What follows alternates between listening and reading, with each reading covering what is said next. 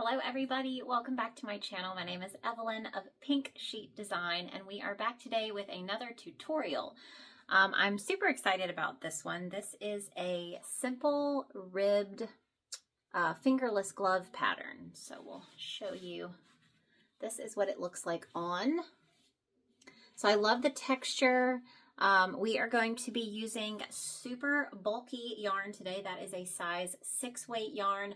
I used this Eco tie-dye from Michaels. I'm not sure if they're still making this one. I think they have a similar one called Twisted Tones. Pretty much any super bulky 6 weight yarn will do for this project. Now this one is a little bit thicker, this yarn. This is on the thicker side of a 6 weight. And you are going to need either, you should be able to use either of these, a 12 millimeter hook. This is the one that I will be using, or an 11.5 millimeter hook. Sometimes the 11.5 millimeters are a little bit easier to find. This 12 millimeter hook is one of the ones that we actually 3D print and sell in our Etsy shop, but I also have some very simple, basic 11.5 millimeter hooks in my Etsy shop if you need one. I will link them in the description below. So that's all you're gonna need for this project. So let's flip the camera around and get started. So this is what we are going to be making today. You can really see that texture here on this one. I'm going to be making the match to this one.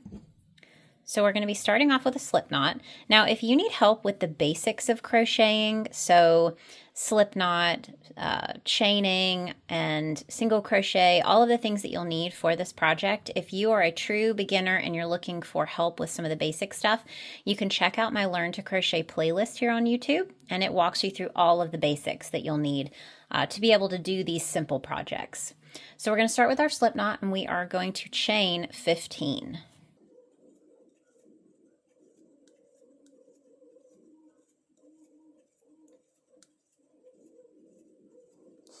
If you have larger hands, I would say my hands are pretty average for a female's hands, but if you want a larger pair of gloves, I would add at least 2 chains to this initial starting chain. So I would add 2 more. If you're making maybe a child size, you could subtract 2 or 3 of the chains on here. It doesn't matter if it's odd or even number, that doesn't matter. So from here, once you have your chain started, we're going to work back across the chain. So you're going to be working into the second chain from the hook. This would be the first one that you just went into. You're going to be working into the second one, and we are just going to be working single crochet stitches all the way across the chain.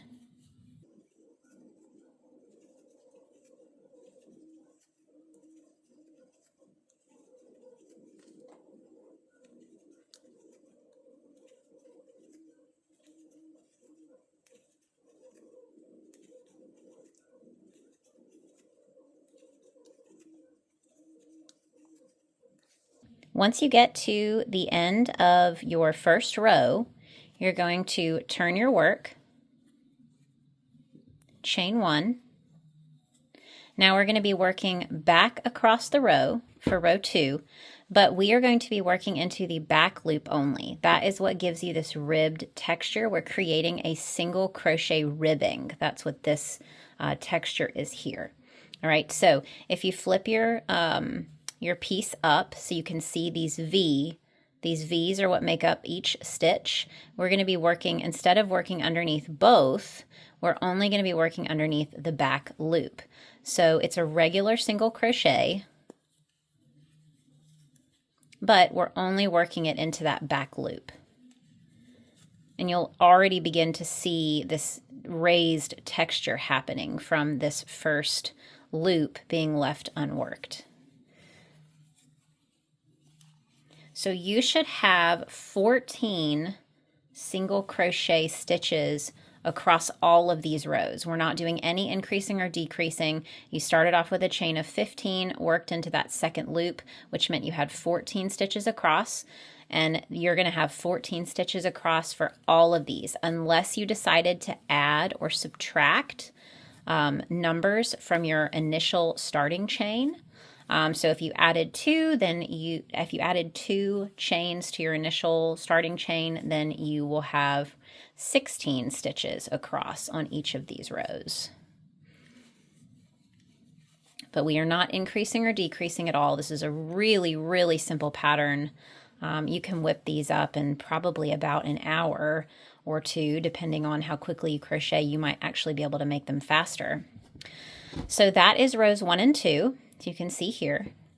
So I'm going to chain and turn my work, and I'm going to repeat the same thing. I'm working into that back loop only, working single crochet.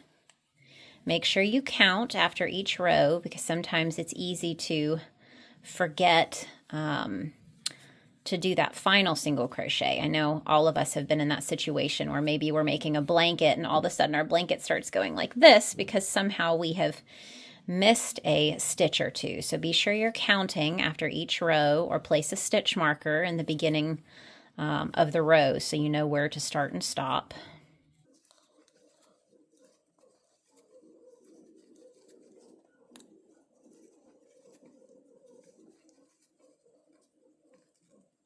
That last one in there. All right, so that is 3 rows, and we are going to go all the way to row 14. So I'm going to continue going back and forth until I have reached 14 rows, and we'll meet back up to seam them up. I wanted to do a quick measurement for you guys just in case. If I tend to crochet pretty tightly and I don't have a gauge swatch for this, so I just wanted to do a quick measurement to show you guys. My glove is just under 9 inches wide, and this is going to be the section that wraps all the way around my wrist. Now there's a little bit of stretch to it, so you know my wrist is probably wider than 9 inches around on the widest portion, but these will stretch a little bit to accommodate, and I want them to have a nice snug fit. But like I said, if you want these wider, you can always, I would check after your first row to make sure that you are at least in the ballpark of about 9 inches for an average female sized hand. And then if you wanted to size up or down, you could add or subtract again from that initial chain to make sure that these are going to fit you just right. I have finished my 14th row. So I am going to tie off and leave a nice long tail that's about double the length of my glove. This is what I'm going to use to seam up the side of my glove.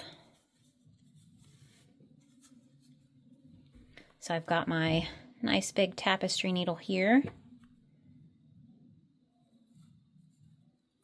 So what you're going to do is you're going to seam up your glove, and as you seam up your glove, you're going to leave space open for your thumb hole.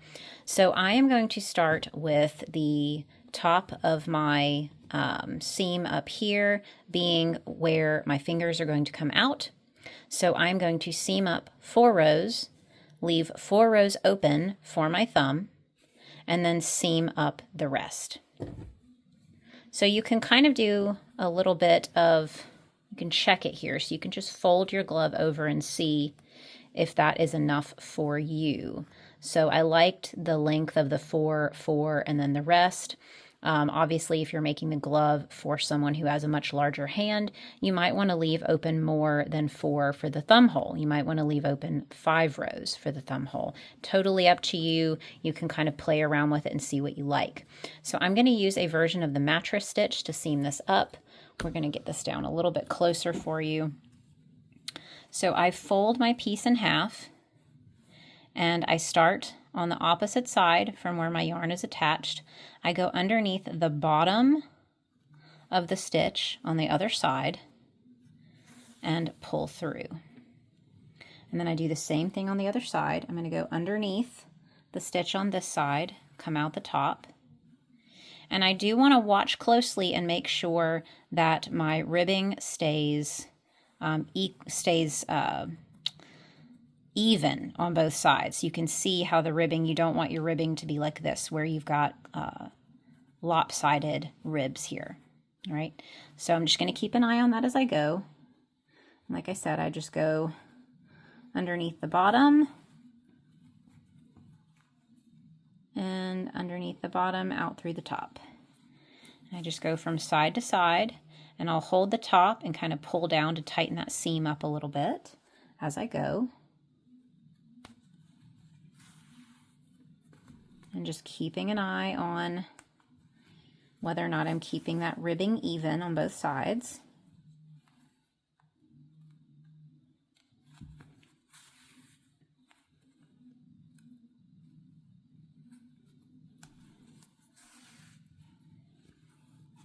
And I'm almost through 4. So I told you I wanted to seam up 4 and then leave 4 rows open. So I'm about at 3 right now. So I'm going to do a little bit more, a little bit further down on my seam.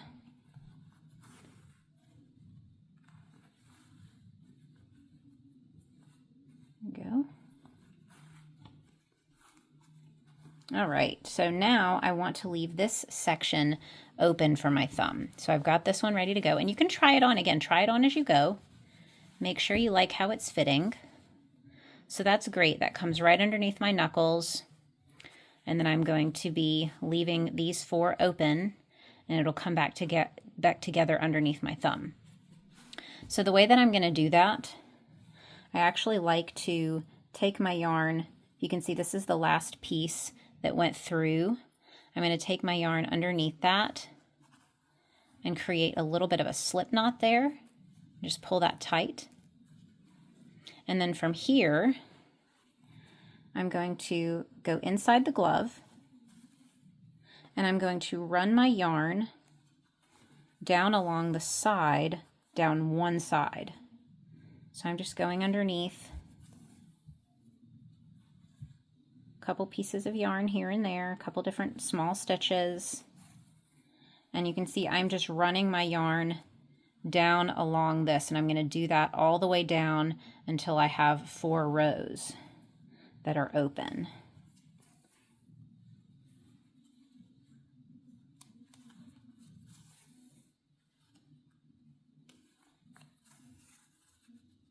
There we go. Now you don't want to pull that too tight. I want it to have just as much give as the other side there. All right. So now that I have 4 rows open, I'm going to attach. Now make sure again that you're watching, that you're keeping your ribbing even. So I came through the underside of this one, so I'm going to come through the underside of this one right across from it, and I'm going to start back with my mattress stitch. So back and forth, going from the bottom to the top.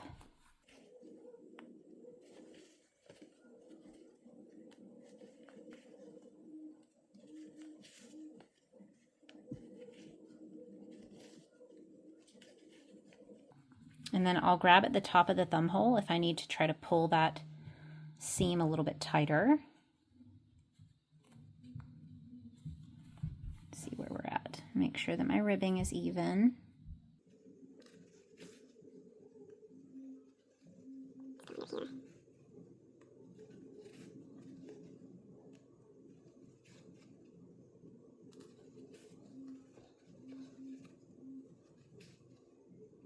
Going through that last one on the bottom and pull that tight.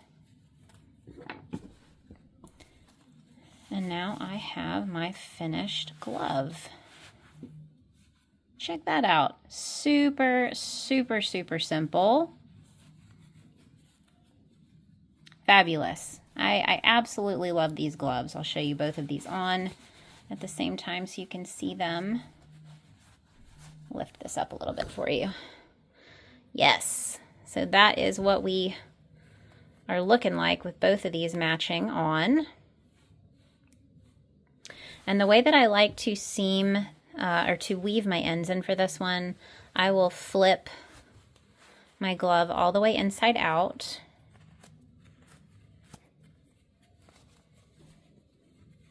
Like so. And since you start and end on opposite ends, when you seam back down, you've already got a double end right here, so you can weave these in and tie a knot, which is my favorite way to secure projects when I'm able. I always feel like knots are much more secure, so I like to create a knot whenever I can.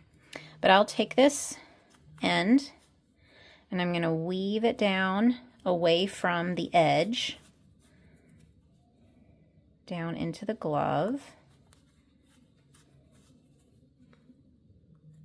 Go one more. There we go.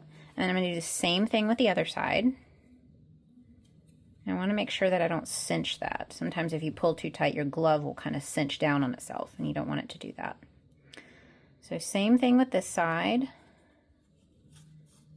I take this down. I won't take it on the exact same route, but we'll go similar. I'm just weaving it in.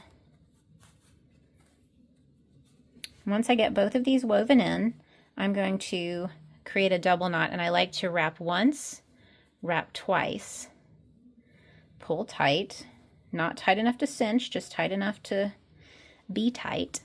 And then I'm going to do it again, wrap once, wrap twice, and this time I'm going to pull it a little bit tighter and snip my ends.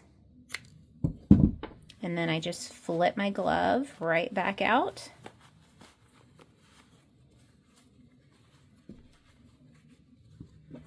And you are golden. Now you have a completely finished glove. So I truly hope you guys enjoyed this tutorial. If you did, please sure to hit the like button and subscribe. Let me know in the comments what kinds of tutorials you'd like to see in the future. I want to have a full collection of this ribbed style. I'm probably going to be making a hat next, and then maybe working on some leg warmers. So let me know what you'd like to see. Thank you so much for joining in. Until next time, happy hooking!